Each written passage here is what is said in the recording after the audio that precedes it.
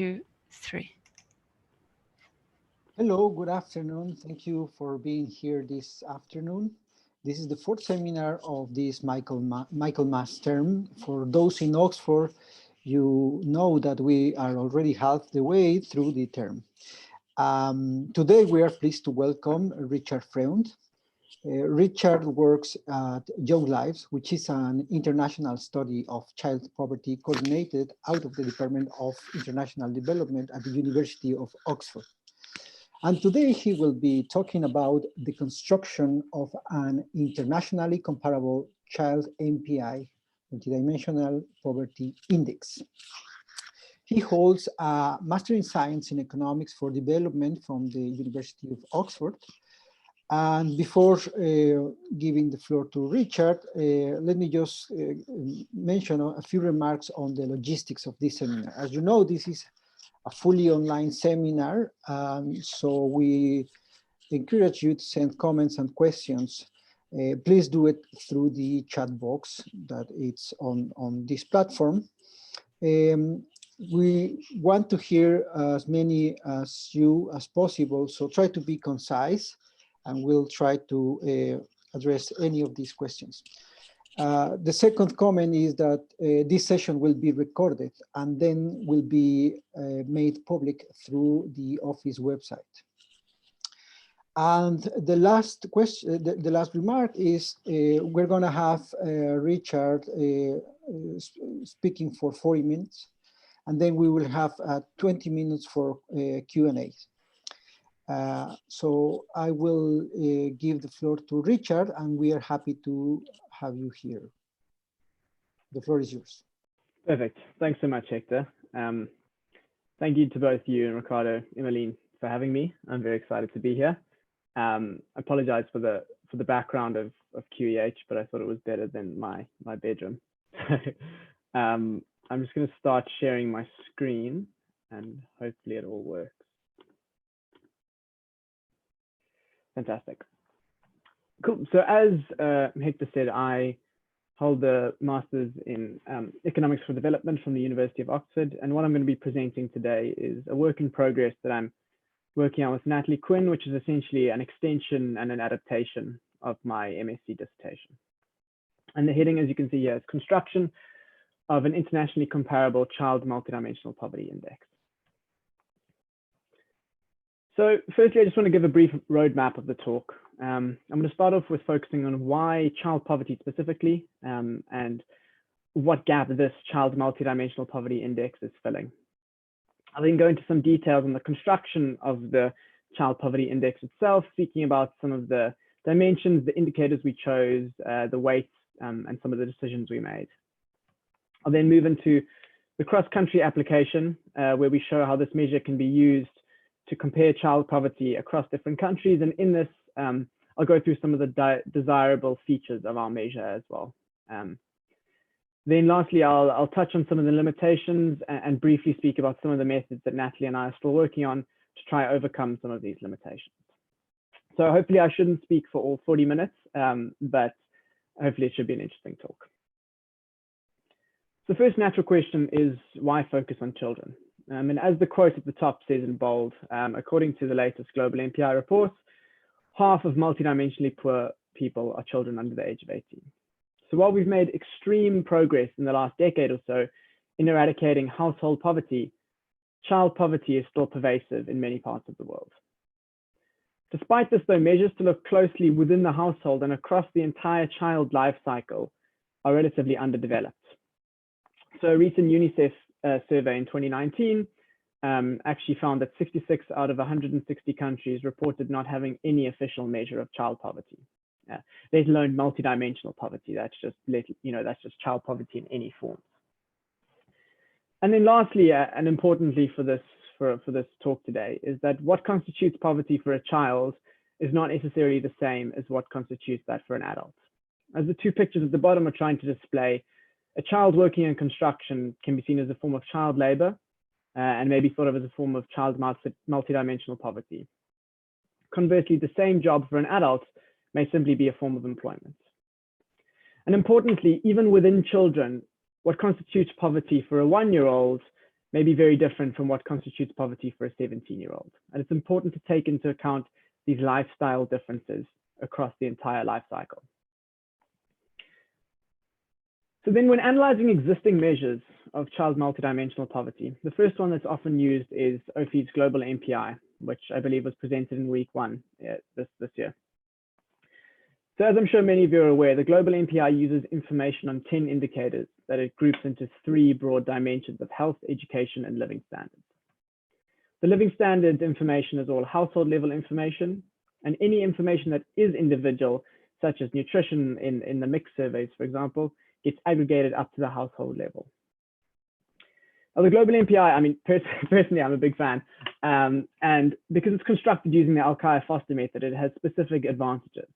So it can be broken down by subgroup to analyze the deprivations of specific subgroups and compare them to one another. It can also be broken down by indicators to analyze the relative contribution of each indicator to overall poverty. So again, this is extremely useful for policy decision-making and for targeting programs, for example. It's also widely used and integrated into policymaking in various countries. And so it's also updated regularly and it's readily comparable. The problem is that to evaluate child literature, and ample literature focuses on, child poverty, and ample literature focuses on disaggregating this global MPI by age. Now, while this provides useful information on the extent of household poverty that children face, this is not the same as focusing on the specific deprivations of child poverty, right? And this is because, as I said, what constitutes poverty for an adult is not necessarily the same as that of a child. So given the limitations of the global MPI in analyzing child-specific poverty, researchers also turn to UNICEF's multiple overlapping deprivations analysis. The most widely applicable of these is the cross-country MODA, or CC MODA. So this MODA methodology utilizes the child as the unit of analysis, which means it doesn't aggregate up this information to the household level, and it tries to take into account child-specific deprivations. So for example, the picture on the right, you can see that it includes things like immunization, child wasting, and breastfeeding. It also incorporates the life course approach that I was speaking about, and it tries to include different indicators based on the age in which the individual is. So for example, those aged 0 to 4 have different indicators from those aged 5 to 17, because as I said, what constitutes poverty for a 4-year-old may not be the same as a 17-year-old. Those are the advantages of the cross-country MODA. However, the cross-country MODA uses a union approach to determine whether a child is deprived in a dimension or not. So what this means is a child is considered to be deprived in the dimensions which, there are nutrition, health, water, etc., if she is deprived in at least one of the indicators. Right? So for example, you could be deprived in housing if you're deprived in overcrowding, or you're deprived in floor and roof material for children aged 0 to 4. The problem with this is that it means that we're not able to identify which indicators in each dimension are actually driving overall poverty. You can't do this percentage contribution breakdown by indicator, which is so useful for policymaking. The CC MODA also only uses 2 age group distinctions, as you can see, age 0 to 4 and 5 to 17, which limits the usefulness of the measure in kind of understanding and accurately capturing this richness of the life course approach that we're trying to capture in a child measure. And again, this cross-country measure also importantly is not updated regularly. This cross-country MODA had a big report in 2014 that focused on child poverty in sub-Saharan Africa, but unlike the global MPI, it's not updated annually. And so it's very difficult to compare contemporaneous poverty between countries. So in light of this, last year, Vaz, Oldiers, and Alkire proposed that countries build a linked child MPI, or a C-MPI, as I'll refer to in this talk. They propose that this is, you take the national, or what we've done, the global MPI, and you include the same indicators to capture the household deprivations, but then you include a new dimension of child dimension that includes age-specific child deprivations. This is then to capture that child-specific poverty that I was speaking about. So Bhutan and Panama have actually utilized or introduced child MPIs using the Alkire-Foster approach. In Bhutan's C-MPI, child indicators include things like cognitive skills, nutrition, and child labor, or Panama C-MPI include things like vaccination and school grade repetition. The problem is that these indices were developed using national data sets and have different indicators. So it's not easy for them to be widely applicable, and they're not easily comparable because they have different indicators.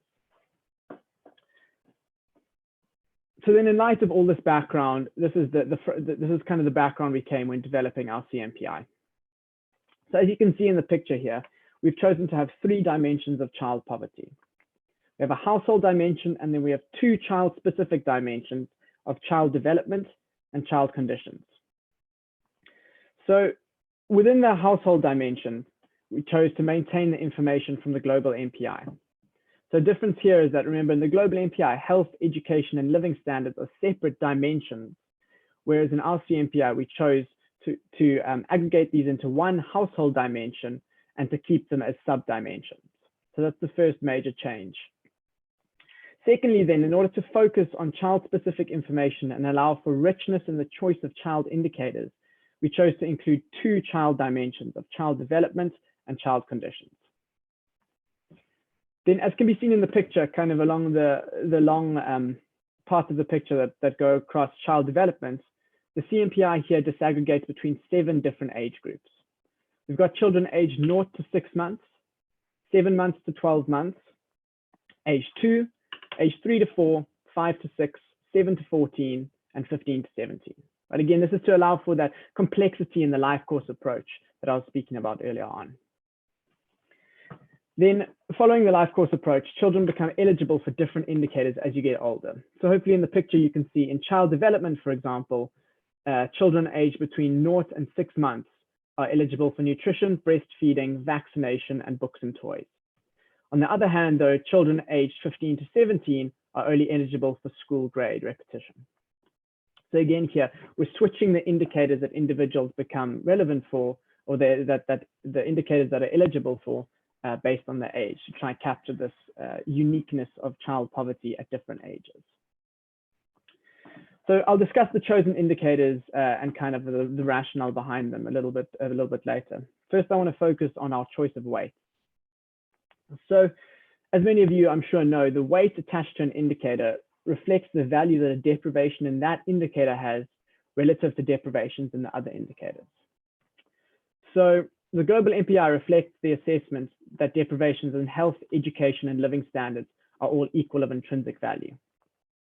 However, because the focus of our C-MPI is on child poverty, we chose to make the normative decision to weight the child dimensions relatively more than the household dimension.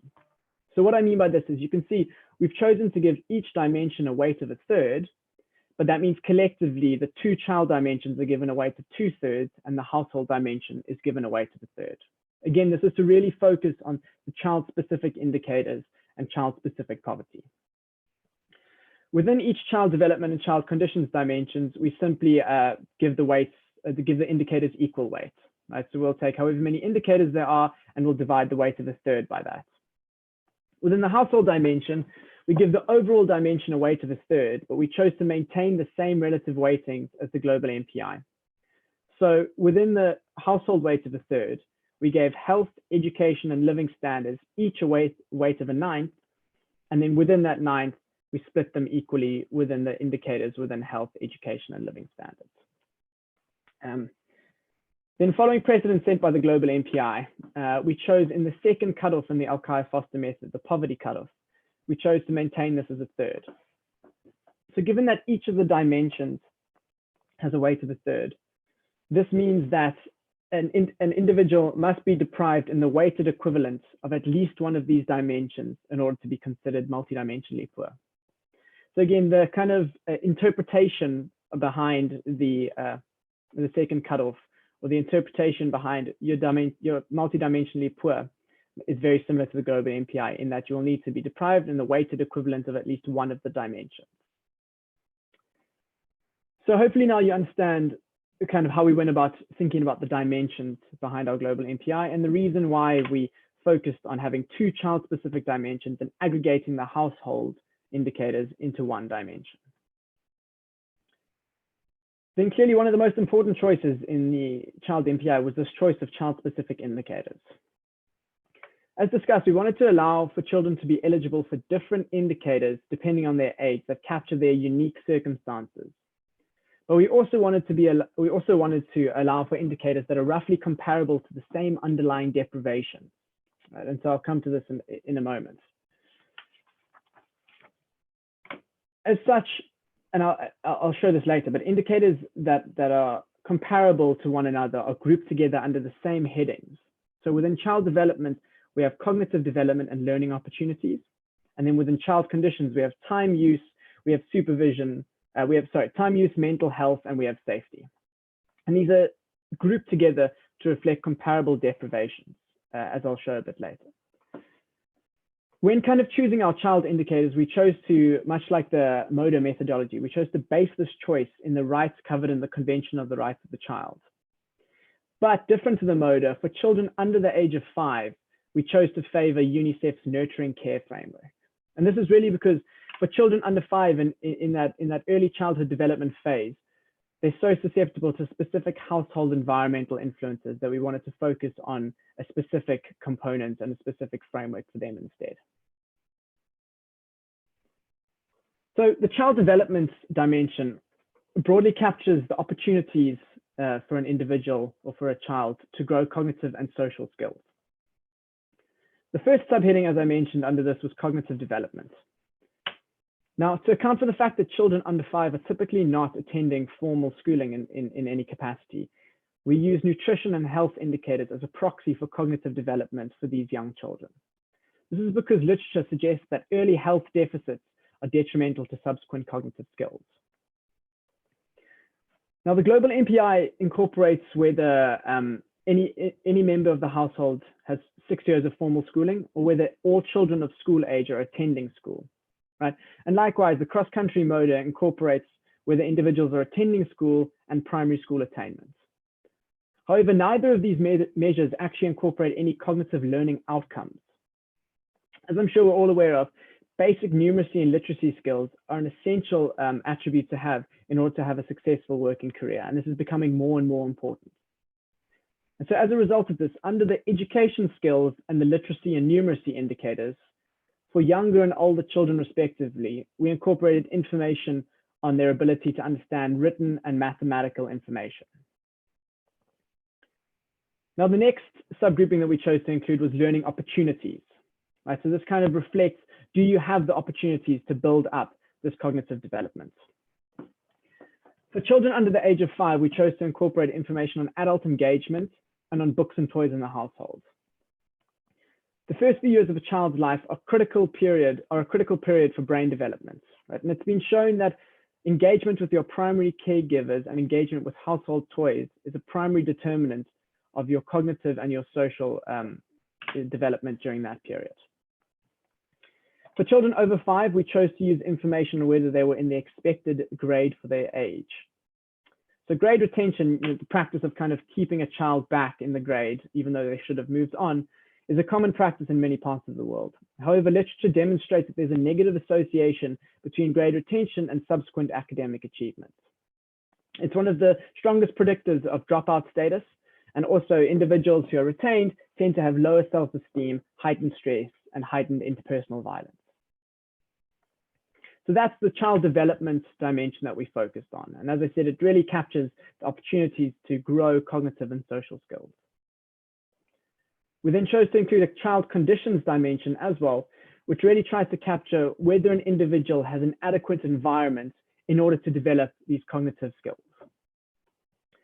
Under time use, the supervision and child labor provide proxies of whether an individual has adequate contact time in order to develop these cognitive and social skills. Children under 5 are deprived if they're left alone or in the care of another child, because as I just explained, this adult engagement in your early childhood or formative years is critical for your social and emotional development. Children over the age of 5 are deprived if they're involved in some sort of child labor. Right? And this is because in addition to the ethical and health issues associated with child labor, literature suggests that there's a trade-off between labor and between educational attainment. Importantly, and this also differs to the cross-country MODA, we chose to include some sort of aspect of child mental health. So globally, depression is one of the primary causes of disability and illness among adolescents. And mental health conditions account for roughly 16% of the global disease burden among individuals aged 10 to 19. So for older children or children 5 and over, we chose to include information on subjective well-being about whether the individual feels how often that they're sad or depressed. Now for younger children or children under 5, we chose to include an indicator on the subjective well-being of the mother's mental health. The reason for this is that security in an infant's relationship with their mother has been shown to have a positive impact on many domains of development later on in life. However, the ability for the mother to develop a secure relationship with their child can be severely compromised when the mother has depression, and there are numerous studies that are finding this in different contexts in the world. Therefore, for children under the age of 5, we include information on mother's mental health rather than the child's mental health. And then the last subdimension of the child conditions is that of child safety. So to capture child maltreatment, we include an indicator on psychological and physical aggression by their caregivers within the household. And then for children over the age of 15 and over, we include, to try proxy for physical maltreatment, we include whether the child is working under dangerous conditions. As I'll come to a bit later, the choice of that is also based around data limitations and the fact that there isn't information on child maltreatment for children aged 15 to 17.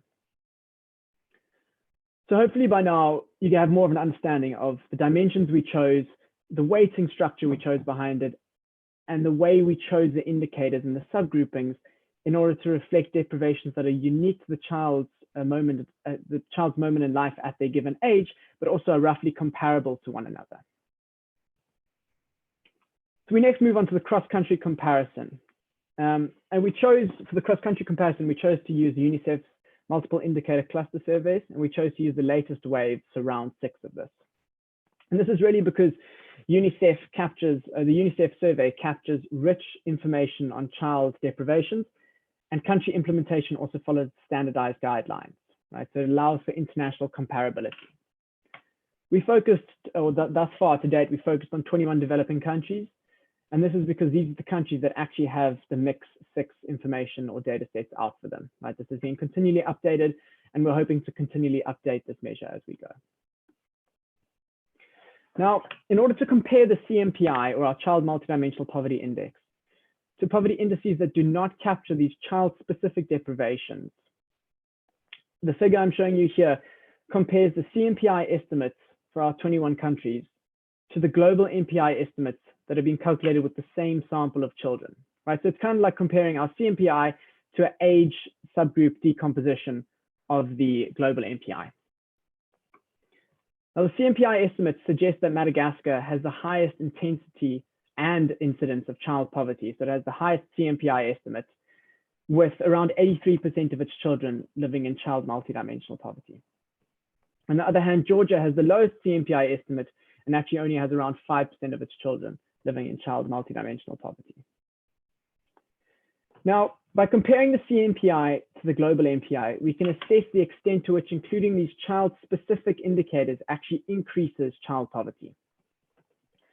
Some countries, such as Tunisia, Turkmenistan, and North Macedonia, have extremely small global MPI estimates, but have much larger C-MPI estimates. So if you just want to take a look, Tunisia is the 3rd from the top. What this suggests is that while these household deprivations are extremely minimal in these countries, child-specific deprivations are far more prevalent. Some countries, though, such as Togo, on the other hand, have relatively large global MPI estimates, but have even larger C-MPI estimates. So this suggests that both these household deprivations and these child-specific deprivations that I was referring to are actually very large in this country. And beyond the individual country estimates, the ranking of countries is not the same in the C-MPI and the global MPI. For example, Montenegro has the 6th lowest global MPI, but actually has the 2nd lowest C-MPI estimate. So this suggests that relative to the other countries, it actually has lower child-specific deprivations than simply household deprivations. On the other hand, Turkmenistan has the lowest global MPI estimate in our sample, but actually only has the 7th lowest C-MPI estimate. So conversely, this suggests that relative to the household deprivations, it actually has larger child deprivations than the other countries. So again, this just really emphasizes that an age subgroup decomposition of the global MPI is unlikely to be a perfect substitute for an accurate measure that incorporates these child-specific deprivations. And again, this is both true in terms of the magnitude of the estimate, but also in terms of the cross-country rankings. Now, when analyzing the dimension contributions, we find that in 20 out of the 21 countries that we analyzed, the child development dimension contributes the most to child poverty. So this then suggests that children are typically most deprived in the indicators under the cognitive development and the learning outcomes subgroupings that I was speaking about. The one exception actually is Kyrgyzstan, who, in which the child conditions contributes relatively more than the child development. And again, you can see here, relative to the child contributions or the child dimensions, the household dimension is actually relatively little in many countries. And again, this just incorporates or kind of emphasizes, if we want to measure child poverty accurately, we should incorporate these child-specific deprivations at the individual level. Now, two countries can also have relatively similar C-MPI estimates, but differ with respect to their age group composition, or which age group is actually driving that overall child poverty. So what the table over here shows is it shows the percentage contribution of each age group to the overall C-MPI estimate in Mongolia and Kyrgyzstan, who don't have exactly identical C-MPI estimates, but are relatively similar at 0.075 and 0.058 respectively. You can see that in Mongolia, children aged 7 to 14 contribute nearly half to child poverty in the country, whereas in Kyrgyzstan, it's very different, and children aged 3 to 4 contribute over 2/3 to child poverty, and children aged 7 to 14 only contribute just over 2%. So again, this just really highlights and emphasizes how important it is to have this rich age group structure to allow for complexity in the child deprivations and kind of to allow for deprivations that are specific to each age group to pinpoint where these deprivations and child poverty are coming from. Now, one limitation of our C-MPI, which I'll touch on later again, is that because the indicators differ and switch according to your age group, it no longer satisfies indicator breakdown across the entire child population. So for example, it doesn't make sense to consider the percentage contribution of the breastfeeding indicator to the entire C-MPI, because the only children that are eligible for the breastfeeding indicator are children aged 0 to 6 months. We can, however, recover this indicator breakdown to analyze the contributions for each specific age group. And on the slide over here, what I'm showing is the percentage contributions of the child indicators to the C-MPIs of children aged 7 to 14. So what we've done here is specifically for that subsample of children aged 7 to 14, we've created a C-MPI for them. And then for that, we've done the indicator breakdown to analyze the contribution of each indicator to that specific C-MPI. And as you can see here, among these three countries, deprivations in literacy, numeracy, and child maltreatment are the highest. So this suggests that if we want to focus on reducing child poverty among this cohort in these three countries, then policies to reduce child maltreatment and improve literacy and numeracy should be top priority. However, we can also see that beyond these similarities across the three countries, there are marked differences in the indicator composition of this age group. For example, child labor only contributes 2% to child poverty among this cohort in Bangladesh, but contributes over 16% in Kyrgyzstan. And conversely, being in the inappropriate school grade or being lagged behind where you should be in your school grade contributes only 1% to child poverty in Kyrgyzstan, but contributes 13% to child poverty among this cohort in Madagascar. Again, so this is very useful. This ability to have this indicator breakdown is extremely useful for focusing on targeting policies and seeing where you should focus in order to reduce child poverty among different cohorts. And again, this would not be possible using the MODA methodology, as because of the fact that it uses the union criteria, it doesn't allow for this indicator breakdown.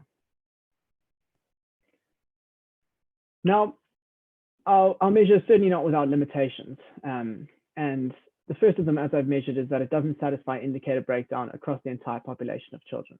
So from a policy perspective, this makes the narrative and kind of the general messages, if you were to have a short 2-page report, for example, a bit more difficult to convey. But again, another serious limitation is that we suffer data constraint.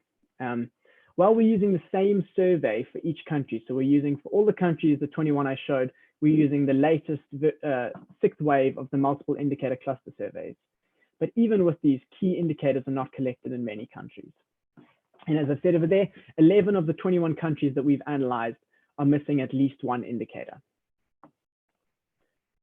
Now, the problem with this is that these missing indicators can lead to biases in our estimates. So what we're currently doing is we're following the global MPI approach, which is if a country is missing a specific indicator, we're simply dropping that indicator from the dimension, retaining the total dimensional weight, and rescaling the indicators to preserve that total dimensional weight. So, you know, if we had 2 indicators and we had a dimension weight of a 1/3, instead of having a weight of a 1/6, if one was missing, we would drop it and it would get the entire weight of a 1/3. The problem is that this may introduce bias into the estimate of our MPIs, or our multidimensional poverty indices. We've done an illustrative example here, and this is something that's still ongoing, but just to show kind of the impact that this can have and what we're doing to try to get around this. So Lesotho, in the multiple indicator cluster survey 6th wave, it doesn't include information on the cooking fuel indicator, which is one of the indicators in the living standards dimension in the global MPI.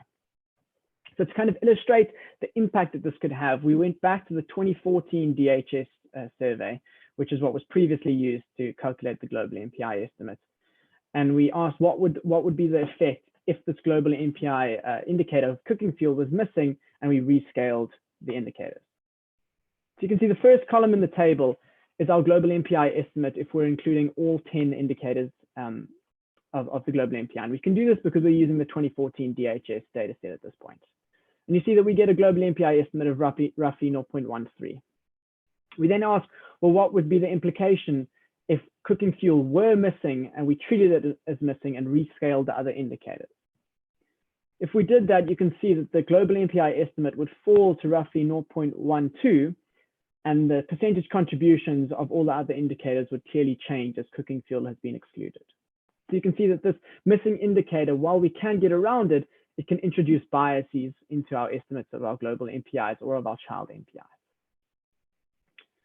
So as a result of this, we're currently looking into using multiple imputation to try to get around some of these missing indicator problems. Now, multiple imputation we can use because when generating these global MPIs, it depends on the joint distribution of deprivations. So imputation should be possible if we have another survey that's not too far time-wise. It's also representative of the same population, and in which we assume the conditional distributions remain unchanged. Now, Lesotho, as I said, has the mixed 2018 data set that we're using for our C-MPI estimates, but it also has this DHS 2014 data set. Now, both of these are representative of the same population. They're both nationally representative surveys for the Lesotho population. And while poverty has certainly reduced between these two times, we're not saying that the joint distributions have to remain unchanged, but we're assuming then that conditional distributions remain unchanged over time. And we can use this information from the 2014 data set to create imputations in the 2018 data set. And again, just a note on why we're using multiple imputation. This is so that we can then generate a sampling distribution of estimates in order to create valid standard errors. So briefly then, speaking through the implementation of the multiple imputation, what we've done so far is we've used the DHS 2014 datasets to generate an imputation model. According to the Alkire-Foster method, in each of the indicators, we dichotomize individuals into either non-deprived or deprived, so they're binary indicators. This means that we can use the logistic distribution to estimate the conditional probabilities of being deprived in your cooking fuel relative to the deprivations in your other indicators. What we then do is we conduct multiple imputations for each observation in the mixed 2018 based on this estimated conditional distribution. And then Stata pulls these estimates across imputations and computes valid standard errors that takes account of the imputation process. Now, we haven't actually got round to using this on our C-MPI estimates, as it's very much still a work in progress. But just as a kind of proof of concept as to how it would work, we have implemented this for our global MPI estimates that we've done. So you can see for the mixed 2018 surveys, which is the one we're using for our C-MPI estimates, if we were to treat the cooking fuel indicator as missing, which it actually is in the data set, and rescale the indicators, we get a global MPI estimate of 0.084. If we were to impute the cooking fuel information using the 2014 DHS information and our multiple imputation model, this actually rises to 0.097. And so it can have a statistically significant difference and actually try to reduce the bias if we believe that by including the conditional distribution, we're taking into account this information in the joint distributions that's so important in your global MPI. So again, this is something that's just a work in progress, but we're trying to think of ways in which we can overcome some of these missing indicators if we have surveys that represent the same population and aren't too far apart.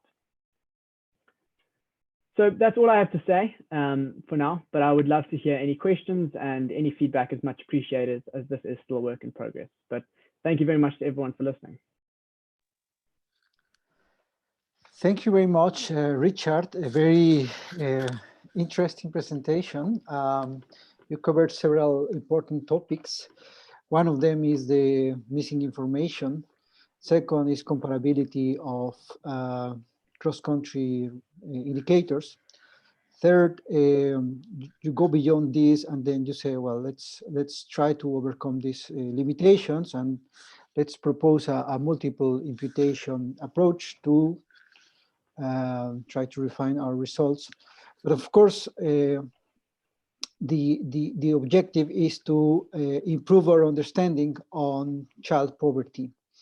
And you do it by comparing what we have with an alternative. And I think this is the added value of your work, which is to proposing a difference. So we have a few questions. Let me start. So I see Juliana Milovic, a colleague from OPHI, and of course Usha, which is also, of course, leading the global MPI.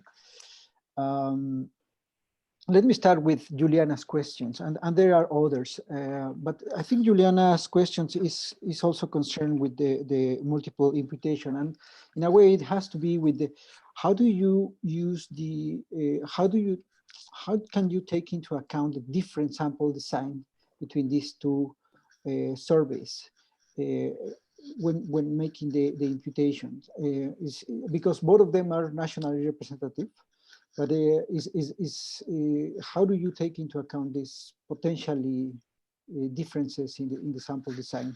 And I think she is also concerned, yes, regarding the cooking fuel indicator. Could you elaborate on this? Do you have any advice on? Sure. So firstly, I'll say that apologies, my answer is going to be potentially incomplete or imperfect, as Natalie has been the one focusing on the multiple imputation. So I'll do my best to explain what I can and how I understand it. So I think that there are potentially different reasons in the survey designs between the DHS and the mix. What we're kind of assuming is that given that they're nationally representative and they are large-scale surveys, it's unlikely that there would be substantial or statistically significant differences between the DHS and the mix if we had all 10 indicators and we computed the global MPI in, say, the same year. So if we had the DHS 2014 and mix 2014, and they had all 10 indicators of the global MPI, we're assuming because they're nationally representative surveys, we think it would be unlikely that we'd find statistically significant differences in the global MPIs between the two. So we haven't actually considered too much thought into how they differ. What we are considering, and we're still actually considering, is how we do the multiple imputation, because as I said, the child MPI is focused on the unit of analysis of the child and the unit of identification of the child. And many of these cooking fuel indicators are actually, or for example, this cooking fuel indicator is something that would only vary at the household level. And so we're still analyzing whether we should do this imputation at the household level and then kind of scale up, the same individual to people, the same score to individuals who are living in the same household, or whether we should impute this at the individual level. And that may be something that makes a difference between the two as well. In terms of any difference in the sampling distribution, or in terms of the survey design, to go back to your original question, unfortunately, I don't think I know enough about the DHS dataset, but as I said, we would be assuming that any substantial differences between the two would be due to this rescaling process.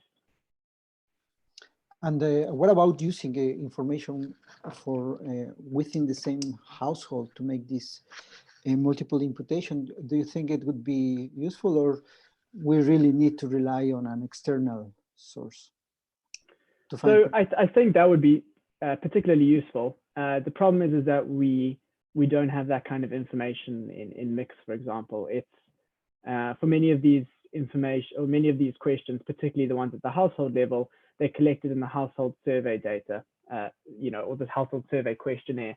And so we don't have information for one child, in the same household as another child on this cooking fuel indicator. It's simply that it just wasn't asked in this round.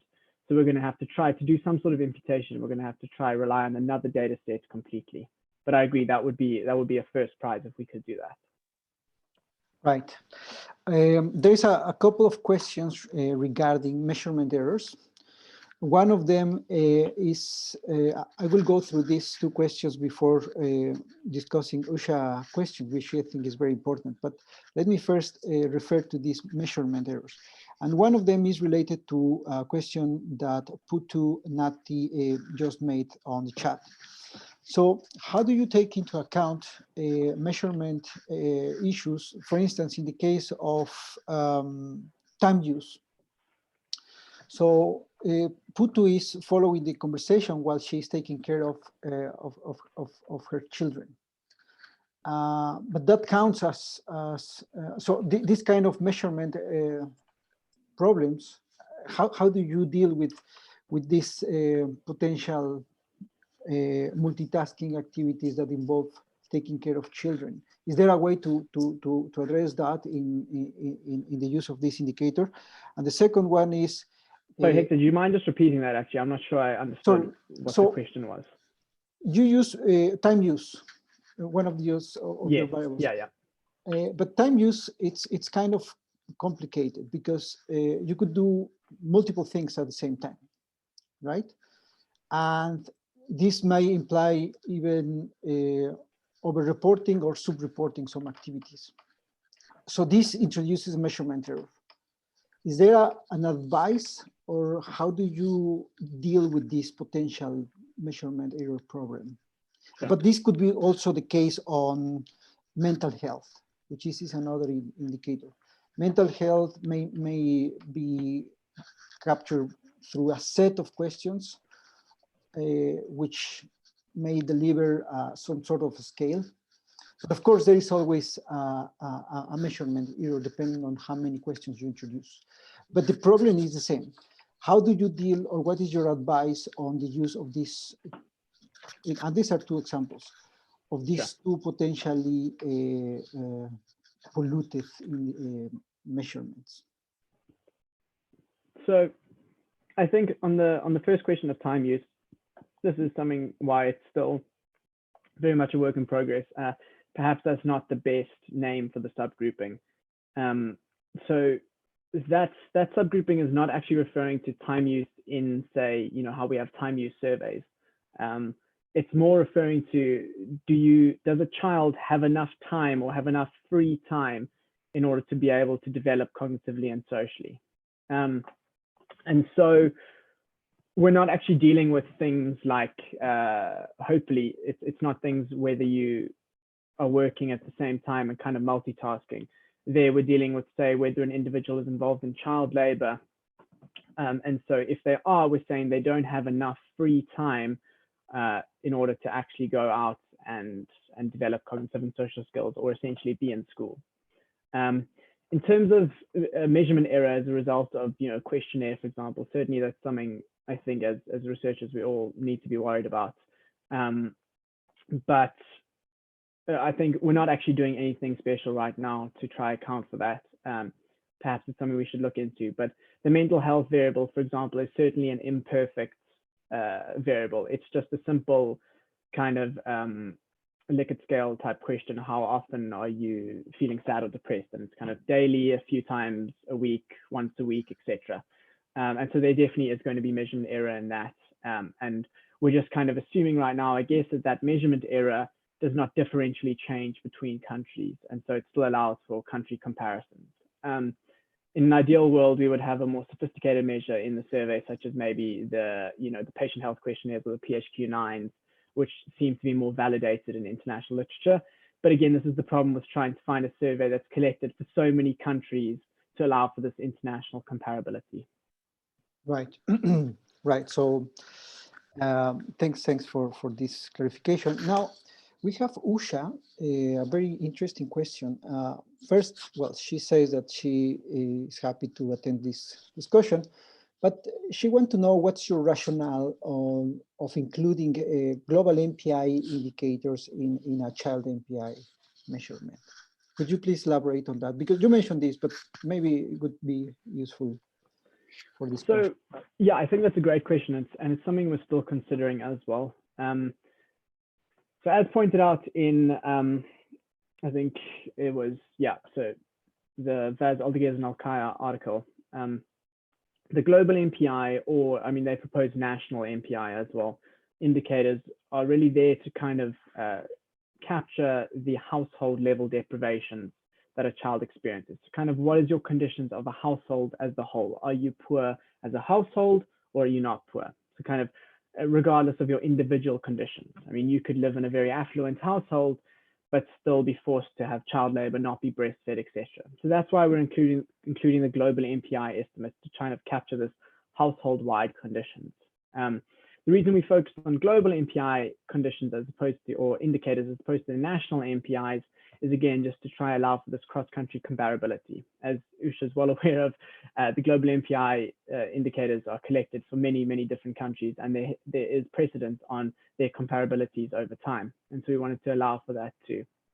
One thing that we are still considering, and I would love to hear any feedback on this, is we have moved the nutrition indicator from the household indicator, as I said, down into the child indicator, because we're using these nutrition and health indicators as a proxy for subsequent cognitive development of young children.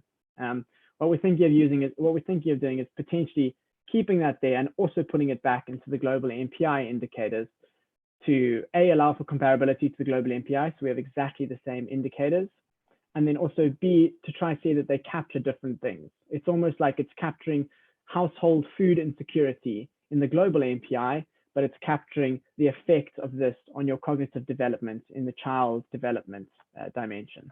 So that's kind of the rationale for including those indicators, and we're still kind of thinking what's the best way to go about this to avoid double counting information, but also to allow for comparability and this richness of information. Right. Thanks, Richard. Now we have a couple of questions from Sabina. One of them is, how does the subsample of mix 6 for learning module affects computation? And the second one, and I'll mention it now, so you can decide where to start, is, can you do intra-household child comparisons given the sampling structure? She anticipates a few extra comments or questions, but she's experiencing connections, problems with the connection. But could you elaborate on the topic? So it's great, two great questions. So the Mix 6 learning modules, which is the foundational learning skills module, it captures the numeracy and literacy information for children aged 7 to 14. And it's extremely useful, as I said, because it allows us to capture these cognitive learning outcomes that I think are so important rather than just school attendance. The problem with this is that it samples one individual or one child between the ages of 7 and 14 per household. So if myself and my brother are both between 7 and 14, it'll only randomly sample one of us. And so what we're doing in the Mix 6 or in the C-MPI calculations is instead of, as the team at OPHI does with the global MPI, they use the household survey weights when computing the MPI. We're using the individual child weights when computing the C-MPI. And these individual child weights take into account this sampling, or this random sampling of one individual for this learning module. And so we're hoping by making our estimates representative of the child population, by including these child weights, that we incorporate this subsample of mixed sex in this as a sample selection problem. Then secondly, on can we do intra-household child comparisons given the sampling structure? I think it's a very interesting question, and it's not something I've thought too much about. Off the top of my head, I would say we potentially would have some trouble with it because of the fact that only one child is, for example, is actually eligible for the learning foundations module. I'll have to go back and see. I can't remember where the mix, it's possible that the mix structure asks these children, or asks more than one child in the household questions on different modules, in which case we can still compare. So for example, what I'm thinking, and this is just me thinking out loud, is it may be difficult to compare intra-household child comparisons if they're roughly the same age group. So if there's someone who's aged, as I said, like kind of 14 and 13, we might have struggled to have those comparisons because only one of them was asked the foundational learning skills module. What may be more possible to do is compare someone who's 13 to someone who's 4 years old, and see kind of in which stage of their life who's relatively more deprived, because they're asked separate surveys in the mixed six questionnaire, and so we should be able to get information on both of them. Yeah, no, it makes sense. So now we have a set of empirical questions. We still have 8 minutes to go, but let me go with these 3 questions, which are fully empirical. One is there any concern about the correlation between these innovation indicators on the child MPI and the correlation with the global MPI indicators? I'm sure you test this or you examine. Maybe you can mention something about this. The second is, so how robust are these results to different weights, either for the indicators or for the dimensions? Maybe, I'm sure you may have done some robustness tests. And well, let me leave with these 2 questions, and if there is another one, I will come back to you because I don't want to bombard you. No worries. I think those are absolutely fantastic questions. On the first, correlation between the child indicators and the global MPI indicators, there certainly is a high correlation between the two. And so while I pointed out individual differences in the cross-country rankings, there still is, I did compute it once upon a time, but there is a high correlation between the global MPI estimates and the C-MPI estimates, which does suggest that there are high correlations between the child-specific indicators, or the proportion of the population that's deprived in those, and the proportion of the population that's deprived in your global MPI estimates. In terms of the individual correlations between the indicators, let's say just as a theoretical construct, or for one specific country, there is likely to be high correlation. I don't necessarily think that's a problem. I mean, even in the global MPI, there's high correlation between the indicators, because if you're extremely monetary poor, for example, you're less likely to, or you're more likely to be deprived in most of those indicators. And so there may well be, but I don't think there's going to be as strong of a correlation between the global MPI indicators and the child MPI indicators across the entire child life cycle, as there is, say, in the global MPI indicators, just because they represent comparable deprivations. And in the child indicators, the deprivations are very different according to different age groups. So it's a great question. It's not actually something I've thought of too much about, how that correlation impacts our results and whether we need to do any correction for it. In terms of the robustness to different weights, this is a great question. Unfortunately, it's not something I can answer. It's been something that's on my to-do list for a while now, and I haven't actually got around to assessing the robustness, say, of the cross-country rankings to different weights in the indicators or within the dimensions? I think it's a fantastic question, and it is something that we will do before we look to kind of publish this anyway as a working paper or something like that. Right. Well, let me continue with a couple of extra empirical questions. If we have time, last one question regarding policy implications, but let me just give you the last two empirical questions. So when you show your results, so if I remember well, child MPI was always larger than national MPI, right? In all these cases. Yes. So you mean if I go back to like this, for example? Exactly. So in all cases, the blue bar is always yes. larger, right? Yeah. And of course, that's expected, right? I mean, it would be weird to see the other case. I mean, yeah. I mean, by construction, it has to be greater than or equal to. Yeah. All right. Okay. So now I'm concerned about this distance between the orange and the blue line. So is there any way that this can be explained by the demographic structure that in different countries? So there might be more children, yes, a larger share of children in a specific cohort for in one country than in the other, that this could be driving the result, or? So I mean, it's a great thought, and I haven't actually thought of that either. Intuitively, I would say it's unlikely to be too large of an issue because of the fact that we're working with kind of percentages of the child population that are deprived in each indicator, you know, when we compute, say, our censored headcount ratios, for example.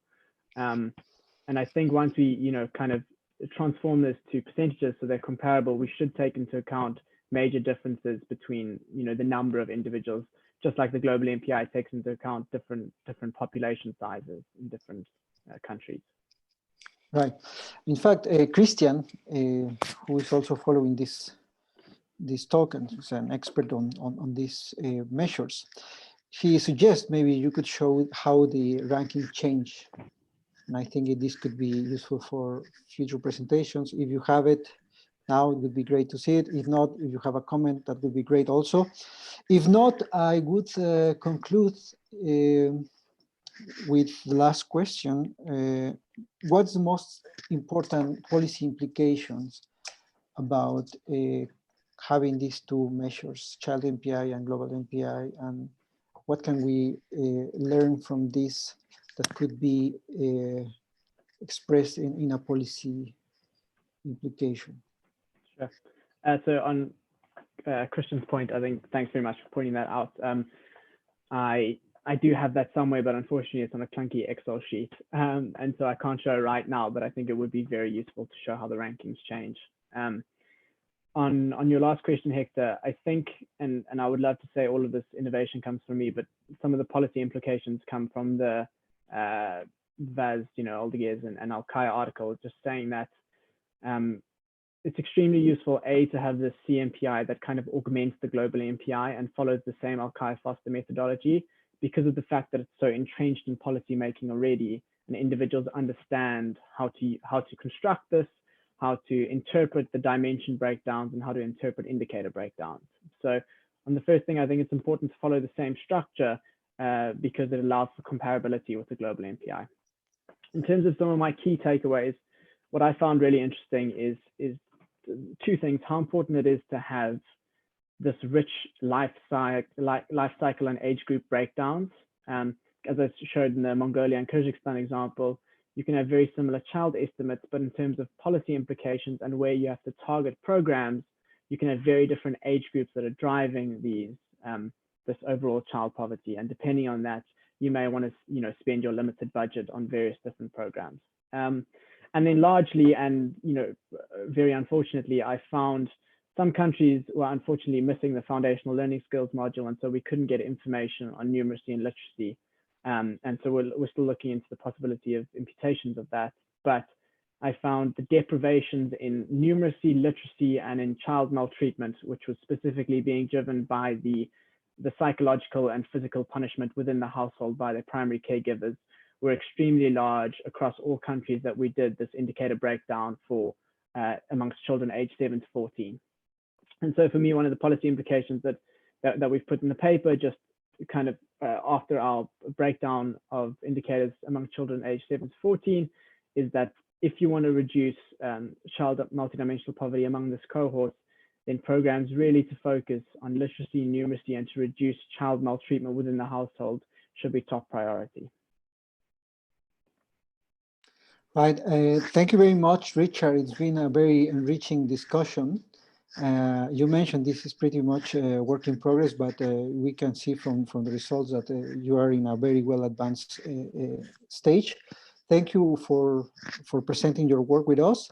And we will conclude this seminar today. It's 2 p.m. sharp.